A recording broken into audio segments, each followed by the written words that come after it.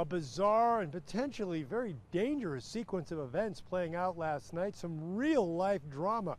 This all starting to unfold about 9:45 last night in the area of 1200 West Lexington Street. That's where a couple of Salt Lake City gang officers were basically out on routine patrol doing some investigation, and at one point they spot Raul Amezcua standing outside of his minivan. Now, keep in mind the officers at that point were not looking for Amezcua and probably didn't even know who he was at that point. But he spots them and starts yelling at them. Now again, the cops weren't looking for Amezcua, and all of a sudden he jumps behind the wheel of his minivan and starts racing towards them. The officers were initially able to avoid him, but the suspect kept after them, racing towards them, then retreating back.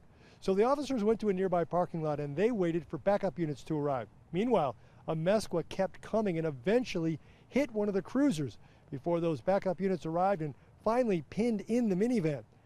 The suspect, though, still wasn't ready to give up, so the officers hit him with tasers. However, those proved to be ineffective.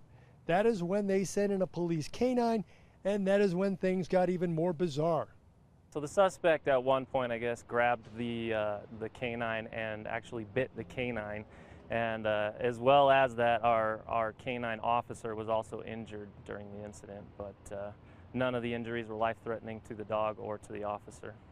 A lieutenant on scene says the officers showed a great deal of restraint in this situation. Amezcua was finally taken into custody, and after being treated for the dog bite, he was booked into the Salt Lake County Jail on multiple felony charges. The 46-year-old suspect has a fairly long history with law enforcement and has been in and out of the Salt Lake County Jail several times. Cops hope these latest charges will keep him behind bars for a while. Meanwhile, both the canine and the canine officer are expected to make full recoveries from their injuries. In Salt Lake City, Scott McCain, Fox 13 News, Utah.